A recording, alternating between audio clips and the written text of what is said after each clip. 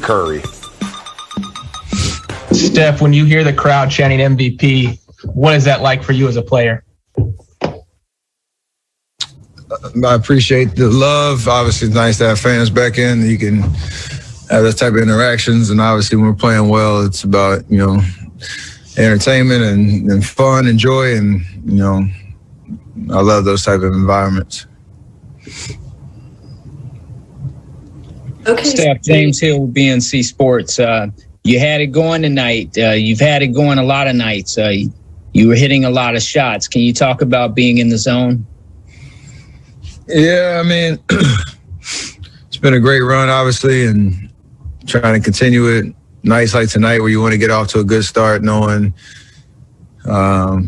we should win this game, and they were going to come out and try to, give themselves some life early. We wanted to take that away. And offensively, it's trying to create any type of space. Obviously, when you see the first two go down, you start to find another level of confidence even, to start the game and, try to create an avalanche from there. And we did a good job of sharing the ball, taking care of it so that we got great opportunities every possession.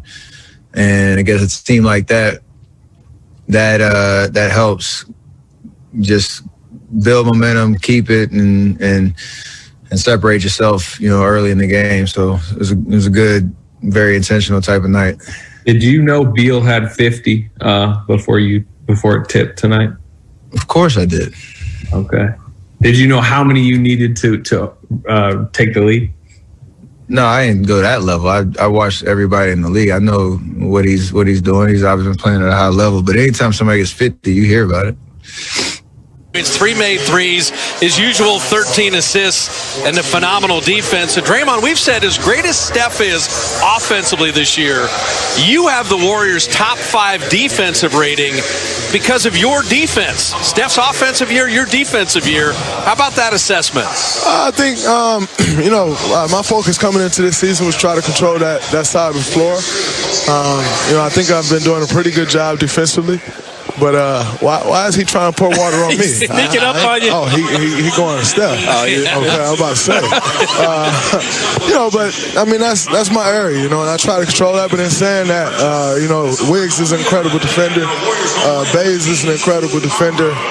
Steph has been amazing defensively this year, and playing alongside a guy like Loon makes it a lot easier for sure.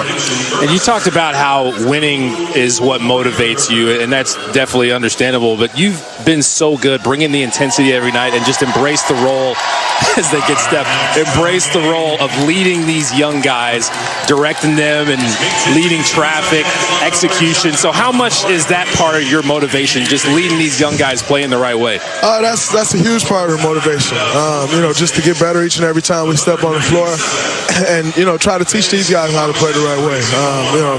Obviously don't know how this year's going to end, get in the play in the game or the play-in tournament and try to make a playoff push, but in saying that, we still need these young guys to continue to grow and looking forward even past this year. So, it's very important to lead them, and, I've taken that very serious, but Steph has also been incredible in that department as well.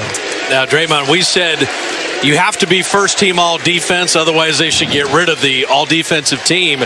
Rudy Gobert comes in Monday. Gobert's an amazing defender, but you can guard any player in the league, from Dame Lillard to Joel Embiid. Isn't that really the best defensive player who can guard everyone? Oh, you said it, not me. You said it, not me. That's it, man. I'm enjoying you when you make threes, because when you make threes, you let everybody hear about it. So how much fun is it for you knocking down threes and telling them, come on out here, and whatever you say to them? It's always fun. I've always been the guy who talks when I play. Growing up in Saginaw, that's just a way of life. If you don't talk on the court, you get ran off the floor. So, that's always fun for me. Obviously, once I get a few threes to drop, that's good for everybody. It opens up the floor for us even more. And, then teams have to come up more, and I can get into everything else that I like to do. Now, you don't have to go in this direction, but I'm going to throw it there. I think Daddy Draymond is as good as I've ever seen you. Is it having all the kids and just you're as settled and as dominant as I've ever seen. And this is the serene Daddy Draymond. Well, I tell you what, having kids definitely puts everything to perspective. And I think anyone who has kids, it forces you to grow, and understanding that they're here, they're watching these games. You want to make sure you're setting a good example. And so, whenever they're here, it's that added motivation to try to come out and not only play well, but handle yourself the right way as well. Because these kids, they're sponges and they watch everything. So just always try to keep that in mind. And when they're here or watching at home, just trying to keep it in mind and continue to grow. One more thing. So you and Steph, the rapport you have is just palpable on the court, the nonverbal communication. And we always tell people you're such a huge part of Steph's success because with all of Steph's movement, it wouldn't work as well if he didn't have a Draymond. So tell me what that development has been like, just getting to the point where it's just so easy for you guys to work the way you do non-verbally on the court. Oh, well, it's not easy. It's tough. And, that's 9 years. 9 years of a lot of games together in a lot of different situations, seeing a lot of different coverages. And, when you play with a guy like Steph, understanding when to get the hell out of the way and when to go screen, when to get him the ball is extremely important. So when I come into the game, that's always my number one focus is how to get him open, how to get him the ball in the spots that he likes the ball, how to relieve some of the pressure off of him. And like I said, when you're playing with a guy like that, you'd be a fool not to do everything you can to get him open. So I don't want to be a fool, so I do all I can to get him open, whether that's with a pass, whether it's with a screen, whatever it is, just trying to find him. Hey, get in and celebrate with your teammates and put those kids to bed tonight. Thank you. Great game, bro. All right, that is Daddy Draymond, who was spectacular tonight with 15 points, 13 assists, the 3 made threes.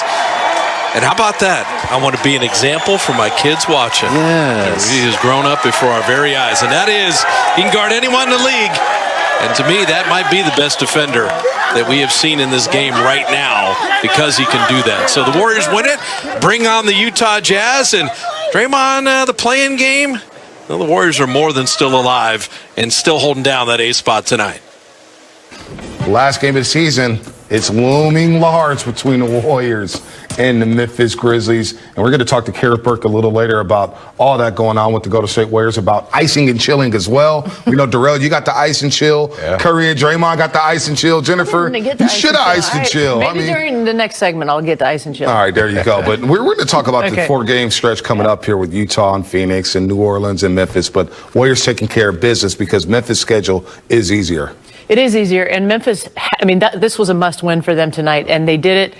But this season is just really coming down to the wire, and it's interesting. We're historically, aside from the year prior, we're used to them chasing championships, right? And now they're chasing a playoff run, and there's a lot of excitement around this because I think they've done as well as they could with what they've had this season. I think they never hung their heads when there were times were tough, and they've moved forward, Darrell. Yeah, I thought these were 2 important games for the Warriors as well. Not only protecting home court, but going out there playing against a team that we know isn't playing for anything, a bunch of guys that's trying to play for their name and for their career. So for them to go out there and handle their business like they did these last 2 games was pretty impressive. So hopefully this rhythm they could take to the next game and the next 4 games and put that same energy into those games as well. No doubt about that. Let's look at the scoreboard here before we hear from the head coach of the Warriors, Steve Kerr.